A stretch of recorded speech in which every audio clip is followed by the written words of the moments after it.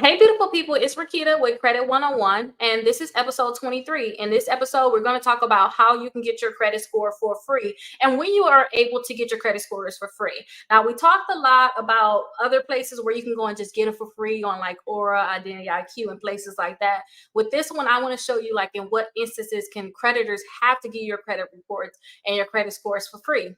So if you guys apply for a residential mortgage, they're required to tell you what your credit scores are. So if you apply for a mortgage, if they pull your credit and they're using that to determine if they're going to give you a mortgage or not, they have to tell you what your credit score is. So that's the free way you can get your credit score.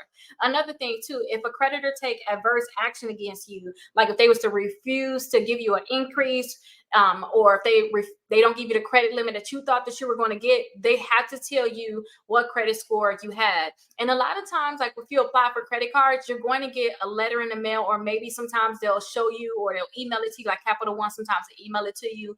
They'll say, hey, this is your credit score, and this is the bureau that we got it from, and this is the range also. And they tell you can get a copy of your credit reports for free just because they denied you. So definitely check that out.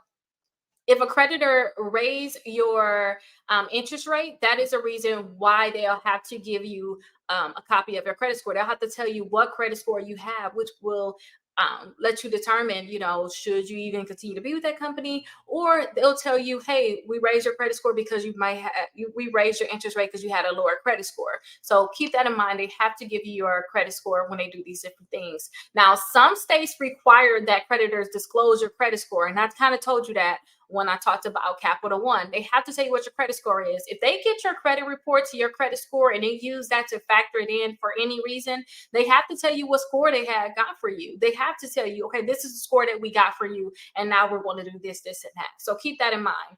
Now, beware of the credit trials. I know I talked earlier, one of the earlier episodes, we talked about getting your credit scores and credit reports for free. Beware of these credit trials, especially if they have like you can get $1 for 7 days. So Identity IQ. If you don't want to purchase or continue to pay for Identity IQ, you want to make sure you cancel it before that trial is over with. Because if you don't, they're going to charge you $21.99 if you're using my special link, or if you go directly to the website, they're going to charge you $29.99, and that's not what a lot of people want if they want to cancel it in the first place. So keep that in mind. But that's how you get your credit scores for free. Don't forget, you can always go on Credit Karma and look at your credit scores too. So keep that in mind. Let's go to episode 24. And in episode 24, we're going to talk about, should you even pay for your credit score? Because that's another thing. Some people just say, you know what, I'll pay for my credit score. I'll tell you when should you pay for it if you want to do it, and if you should even pay for it. So let's go ahead and check out episode 24.